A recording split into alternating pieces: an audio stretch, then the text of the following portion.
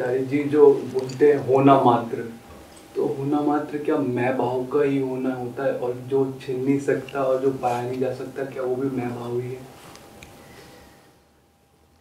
बेटा होना मात्र बहुत दूर की बात है। होने मात्र का अर्थ होता है कैवल्य। सत्य मात्र है, सत्य केवल है, और केवल सत्य के अलावा कुछ और नहीं। वो तुम्हारे लिए सिर्फ एक सिद्धांत है, एक कहानी है कि ऐसा भी होता होगा। मुझे क्या पता, पर शायद ऐसा भी होता होगा, बड़े लोग बता गए। तुम होने मात्र की बात मत करो। तुम देखो कि तुम्हारे होने में कितनी भीड़ शामिल है। यहां मात्रता नहीं है। मात्रता समझते हो? जस्ट मीनेस नहीं है वो। तुम तो जहां भी होते हो वहां मात्र तुम ही नहीं होते, वहां 40 जने और होते हैं कम से कम, और उन्हीं 40 जनों से मिल करके तुम्हारे मैं का निर्माण होता है।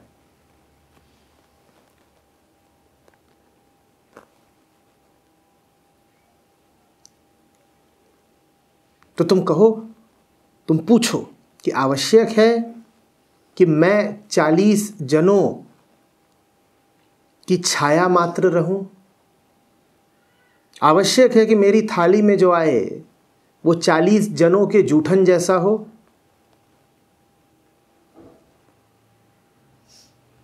जब उन 40 की मौजूदगी से कोफ्त होने लगती है, तब तुम कहते हो हटो सब तखलिया, मात्र मैं रहूंगा। मात्र मैं, मात्र मैं। पर मात्र मैं की उपलब्धि तो तुम्हें तब हो जब बाकी सबसे तुमको थोड़ी कोफ्त हो, बाकी सब तुम्हें झंझट की तरह लगे। जब तक बाकी सब तुमको अपने समुदाय की तरह लग रहे हैं, तब तक नहीं। अच्छा, ये आध्यात्म की शुरुआत में क्या अकेला रहना जरूरी होता है? जैसा कि हम कहते हैं कि पहले हम डरते हैं कि सोसाइटी में नहीं जाना चाहिए, और फिर एक तरफ हम ये भी कहते हैं कि आध्यात्म सबके लिए है, बांटो। तो वो बांटना कब शुरू होगा?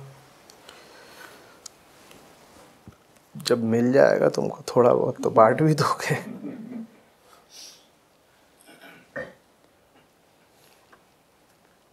अपने आप हो जाता है बंटना, पता चल जाता है कि बटेगा ही। बांटना कोई निर्णय थोड़ी ही होता है। बांटना ऐसा होता है कि बच्चे की उम्र हो गई तो कुछ ना कुछ अब बोलेगा ही। तो लो, बोलना उसने शुरू कर दिया, उसमें इतनी आ गई परिपक्वता कि अब वो मुंह खोलेगा ही। पहले पक पक पै पै पै करता था, बोल रहा है माँ, पानी, स्कूल, या कि जैसे फूल खिलाया तो अब सुगंध इधर उधर थोड़ा फैलेगी ही। मेहनत नहीं करनी पड़ती है बहुत ज़्यादा। वो परिपक्वता का नतीजा होता है बंटना। चीजें टालने की आदत है और जैसे आपने कहा था एक बार कि जो महत्वपूर्ण है वो टल नहीं सकता, तो जैसे कई बार तो ऐसा लगता है जैसे मुझे भूख लग रहा है, मैंने नोटिस किया, फिर भी मतलब भूख लग रहा है तो लगता है कि ठीक है अब भी फिर खा लेंगे, जैसे भी लगा है तो फिर ये चीजें कैसे टल सकती हैं? नहीं होगी महत्वपूर्ण। सांस भी टाल देते हो। जो व्यर्थ है उसको टालोगे तो वरदान पाओगे। जो टाला नहीं जा सकता उसको टालोगे तो कष्ट पाओगे। टाल तुम कुछ भी सकते हो, टाल तो तुम सांस को भी सकते हो, या नहीं टाल सकते? अभी टाल दो सांस को, बस नतीजा कुछ मज़ेदार नहीं होगा। और यही तुम क्रोध को टाल दो, कुविचार को टाल दो, तो नतीजा अच्छा होगा। हमारा खेल उल्टा रहता है, जो नहीं ही टालना चाहिए हम सबसे ज़्यादा उसी को टालते हैं। नहीं जो टालना चाहिए उसको अगर टालोगे तो चित्त पर बोझ खड़ा कर लोगे, और जो टालना ही चाहिए उसको टालोगे तो चित्त हल्का हो जाएगा।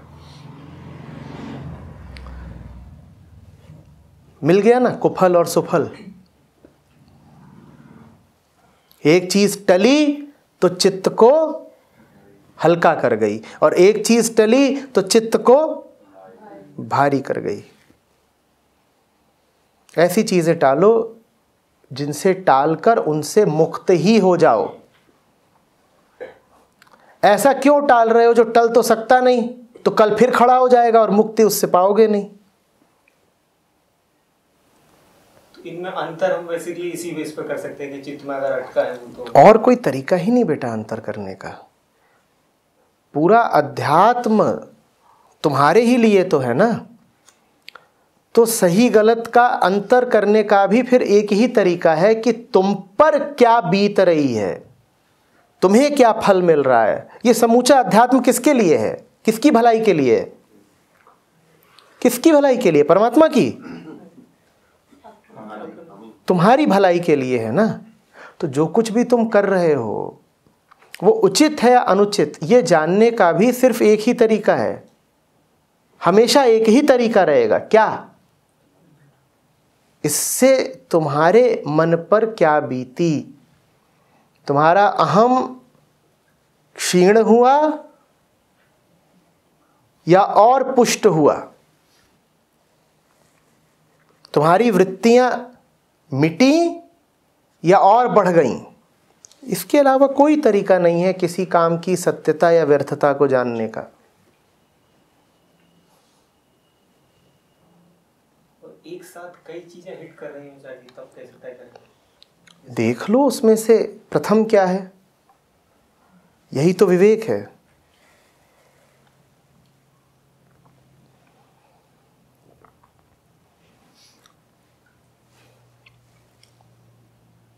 जो अभी है कल नहीं रहेगा, वो बहुत कीमत का नहीं होता। जो स्वार्थों की पूर्ति के लिए है वो बहुत कीमत का नहीं होता। जो भय से उपजा वो बहुत कीमत का नहीं होता। जो देह भाव को बढ़ाता हो वो बहुत कीमत का नहीं होता। ऐसे ऐसे करके जितनी चीज़ें तुम्हें आकर्षित करती हो उनको तोलते जाओ कि उनकी कीमत कितनी है।